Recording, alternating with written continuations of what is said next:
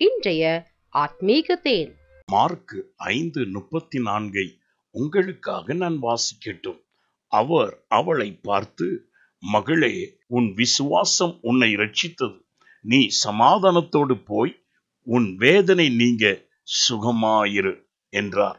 ஆம் பிரியமானவர்களே, என் தேவனாகிய கர்த்தர் உன்னுடைய எல்லா சூழ்நிலைகளையும், உனக்கு நடந்த சம்பவங்களையும், இப்பொழுது நீ கடந்து சென்று கொண்டிருக்கிறதான பாதையையும் நன்கு அறிந்ததான தேவன் அதை அனைத்தையும் பார்த்து கொண்டிருக்கிற என் தேவனாகிய கர்த்தர் சொல்லுகிறார், நீ சுகமாயிரு.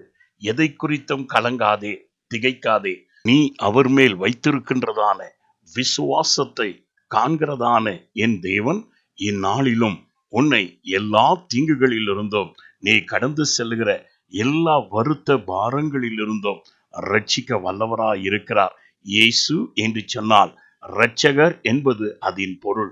அவர் தாமே உனக்கு தம்முடைய சமாதானத்தை தந்து நீ எல்லா வேதனைகள் மறக்கும்படி, நீ சுகித்து செழித்து வாழும்படி உனக்கு மேன்மையானதை செய்வார். நான் உங்களுக்காய் ஜெபிக்கட்டும்.